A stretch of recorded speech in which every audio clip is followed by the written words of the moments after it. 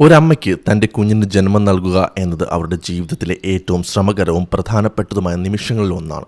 മികച്ച ആരോഗ്യ പരിരക്ഷയും പരിചരണവും അവർക്ക് ലഭിക്കേണ്ടത് ഒരു ഔദാര്യമല്ല, അത് അവരുടെ അവകാശമാണ്.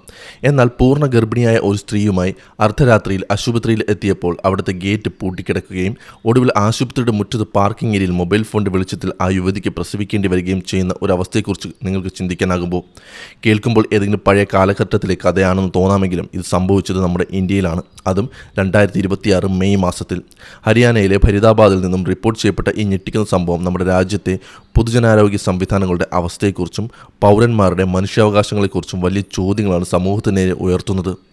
എന്താണ് ഫരീദാബാദിൽ യഥാർത്ഥത്തിൽ സംഭവിച്ചത്? 2026 മെയ് 15-16 തീയതികളിലെ രാത്രി ഹരിയാനയിലെ ഫരീദാബാദിലുള്ള ബല്ല ഫഗട്ട് സെക്ടർ 3 ഗവൺമെൻറ് പ്രൈമറി ഹെൽത്ത് സെൻ്ററിലാണ് ഈ ദാരുണമായ സംഭവം അരങ്ങേറിയത്. പ്രസവവേദന കൊണ്ട് പുളയുന്ന പൂർണ്ണ ഗർഭിണിയായ യുവതിയുമായി കുടുംബാംഗങ്ങൾ രാത്രിയിൽ ആ സർക്കാർ ആശുപത്രിക്ക് മുന്നിലെത്തി. എന്നാൽ അവരെ വരവേറ്റത് അടഞ്ഞുകിടക്കുന്ന ആശുപത്രി ഗേറ്റുകളാണ്. എത്ര വിളിച്ചിട്ടും ഗേറ്റ് തുറക്കാനോ അവരെ അകത്ത് പ്രവേശിപ്പിക്കാനോ ആരും തയ്യാറായില്ല.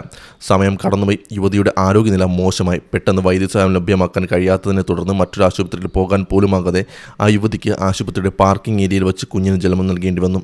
വെളിച്ചം പോലും ഇല്ലാതിരുന്ന അവിടെ കുടുംബാംഗങ്ങൾ മൊബൈൽ ഫോണുകളുടെ ഫ്ലാഷ് ലൈറ്റും ടോർച്ചും തെളിച്ചാണ് പ്രസവമെടുത്തത്.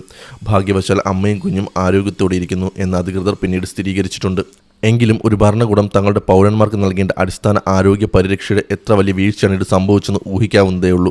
ഈ ദൃശ്യങ്ങൾ വാർത്തകളിലും സമൂഹമാധ്യമങ്ങളിലും നിറഞ്ഞതോടെ വലിയ പ്രതിഷേധമാണ് രാജ്യമെമ്പാടും ഉയർന്നത്.